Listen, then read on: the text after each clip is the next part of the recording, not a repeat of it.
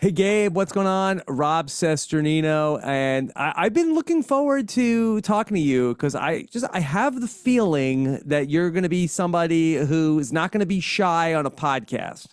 Why would you ever think that? Where I does that don't even think come that. I've been looking forward to talking to you. All right, so let's talk us through this vote last night. How about on the way out?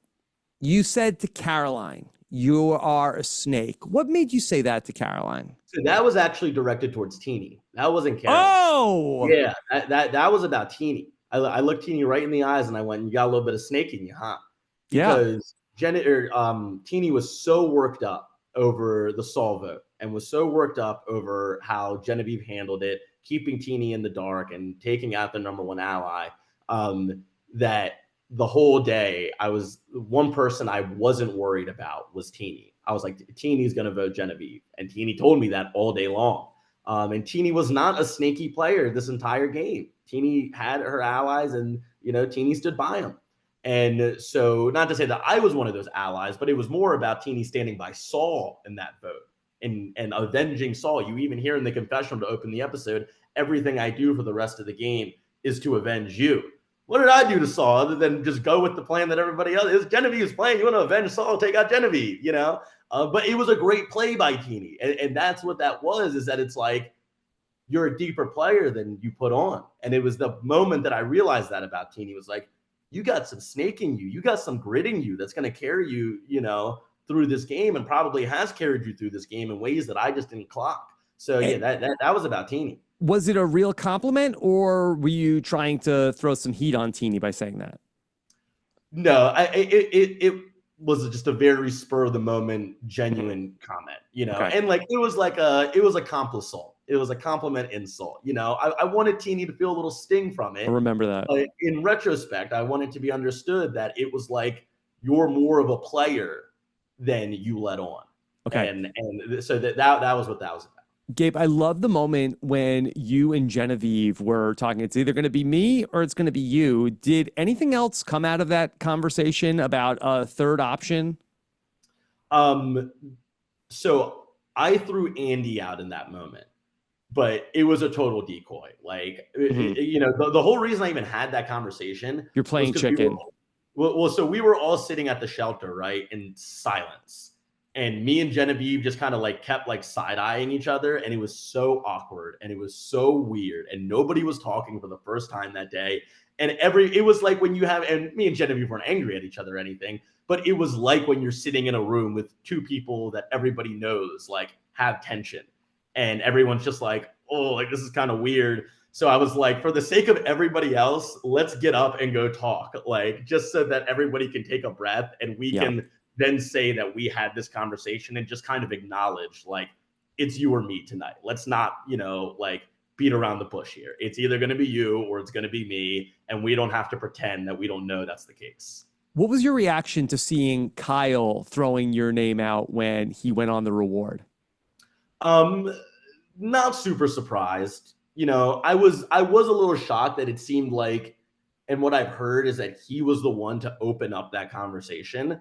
So that was a little shocking to me.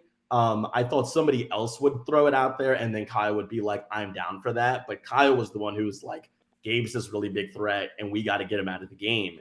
And on a personal level, it shocked me because me and Kyle, we were just homies out there. That was one of my homeboys out there.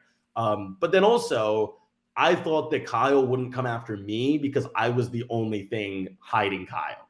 I was the only person on Tuku who was a viable option other than Kyle if he was vulnerable. So for him to choose to take me out when he was invulnerable was a little surprising to me.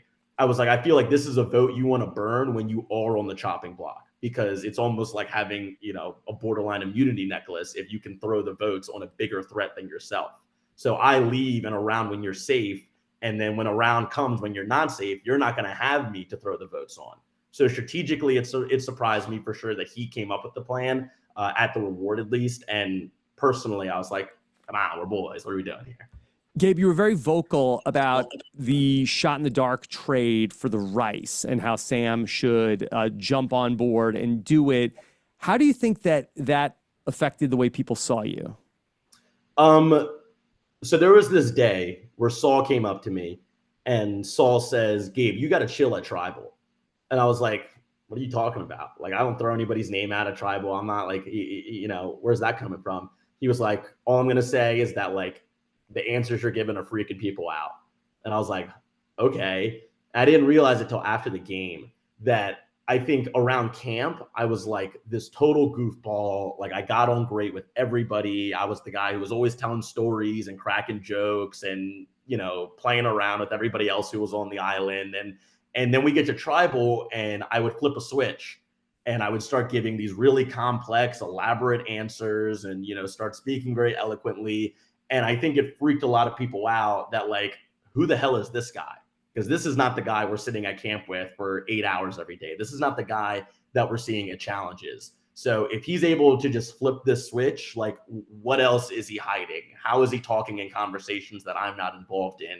And we all know that this is the Gabe that's going to be sitting at Final Tribal Council. It's not going to be goofy Gabe that's cracking jokes and telling funny high school stories, So I think that Rice negotiation speech I gave to Sam just further reinforced that. It's like, oh, well, okay, Gabe's, real Gabe's coming out again. Like, and he won the negotiation. So it's like, this guy can't be sitting at Final Tribal next to me. He just can't. So I think that played a little bit more into this fear of the lesser shown side of me around camp. What was the dynamic of the relationship that you had with Sue and Caroline? So day one, hour one, I go up to Sue and you see the scene where I say, I bleeping got you, Sue. I got you. And from that moment on, me and Sue were good. I didn't even need to reassure anything with Sue. Like every single day, Sue would tell me everything she knew in the game. She would tell me everybody that threw my name out. She would tell me any advantage or idol that somebody had, they revealed to her. Like me and Sue were rock solid from that very, very first conversation. And she obviously stayed with me till the very end. She's the other person who wrote Genevieve down. And when it comes to Caroline did not want to work with me early on. And Caroline had a pretty rocky start to the game emotionally. And, I'll let her kind of discuss that story more. But when I first go up to Caroline, I'm like, I really want to work with you. Caroline tells me, me and Sue are on the bottom. And if we go to tribal, we are both playing our shots in the dark.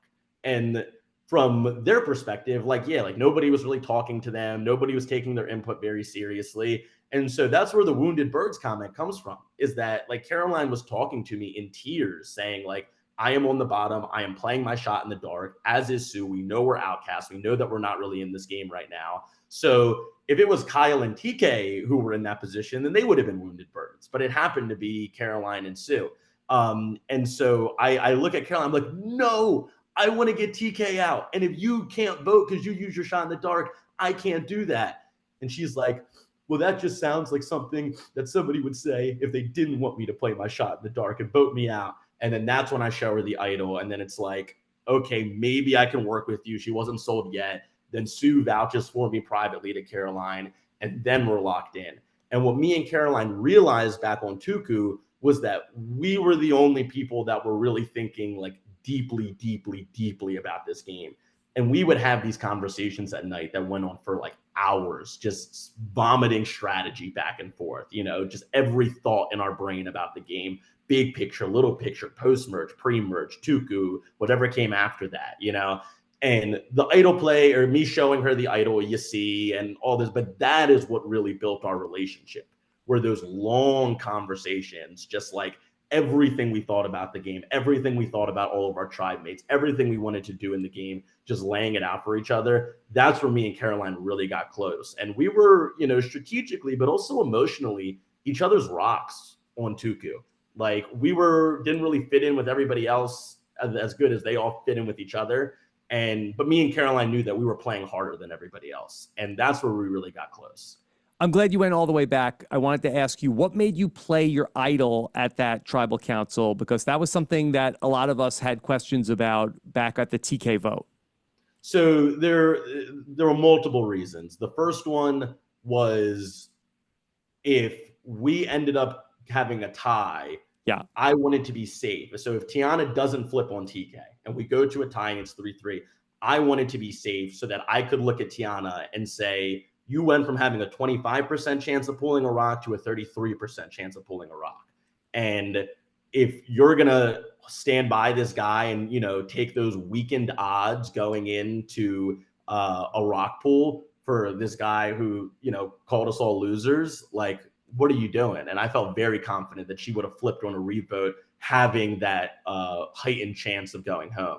I also didn't want to play it for Sue, even though that was something I talked about in the episode as a possibility. And I felt pretty good the votes were going towards Sue, because I didn't want people to know that we were working together. Yeah. I didn't want people to know how close we were. And you hear in TK's exit press and you hear in Tiana's exit press that they had no idea how close me and Sue were. And I wanted that to persist for as long as possible. So even if you don't think that me playing an idol for Sue directly brings us together, it is something tangible that people can use in the game against us and say, well, Gabe played an idol for Sue on like day 3, you know? And I didn't want any of that. I wanted it to be as in the shadows as it could possibly be. And the worst case scenario that night was a revote. That like Caroline and Sue weren't going to flip and vote with TK and Kyle. That was never going to happen. So the worst case scenario was a revote where I play my idol and I'm safe, and Tiana flips back to us because she doesn't want a 1 in 3 chance of going home. Gabe, I got a couple more. Okay, yeah, sorry. I know that we're on short time here. Also, it's day 4. I don't know these people, and you don't know where the tribal line stands until you make your vote. I also wanted a free pass to see how everybody was going to vote for the first time. That was important to me. Okay, we're going to go into the 2-minute offense now, okay? All right. So tell me that the tribal council that you went to with Tuku and Rachel, what was going to happen had Rachel not left? Rachel goes home. Okay. How are things with Tiana after the blind side of Tiana at that tribal council? Every time I've met Tiana in real life again, it's been nothing but very, very pleasant. We get along great. Okay. Have you heard from Ray Lewis since you brought his dance back to CBS television? Yeah, I got a little shout out from Ray. Oh, nice. It was personal, and it was just like a kind of like a thumbs up message of just like, hey man, love what you're doing. Like, you know, represent Baltimore. It was very short. It was very sweet, but it was cool. When you were telling Rachel that the vote was going to be for Caroline, how did you come up with that plan to tell Rachel? And did Caroline know about it? Caroline did know about it. She didn't like that it was her. But the concerns I were telling Rachel were very, very real. I was very concerned about going back to the tribe with 5 Tukus, but I still wanted to do it because we send Rachel home, who I perceived as a massive threat in the game. And then when we get back to camp, I can then offer up Tiana as the next vote and be the person that is perceived to break up the Tuku alliance. So that was my game plan, was get Rachel out tonight as a big threat, and then cross tribal lines and offer up Tiana, who's somebody I actually really, really want out of this game. And I don't really want to be a part of this Tuku alliance. But then I'm the guy who extended an olive branch and said, I'll give you one of our own. But really, it's my biggest rival in the game. Okay. Did you know about Sue's idol? I did not. Sue told me that she promised her daughter she wouldn't tell anybody if she found an idol. And the only person in the world who could supersede her island son was her real life daughter. Mm-hmm. Okay. And then you left tribal council. You said, I'll be back. Back to Fiji? Back to Fiji. Back to Fiji to play the game and finish my unfinished business. Okay. Do you stand by that today? Oh, absolutely. Yeah, of course I stand by it today. Absolutely. Okay. Gabe, great job, man. Hey, appreciate you, brother. Covered a lot of ground. Yeah. All right. Gabe, all the best to you outside the show, okay? Hey, thank you, man. Likewise. Can't wait to talk again. All right. Looking forward to it. Take care, man. Yep. Bye.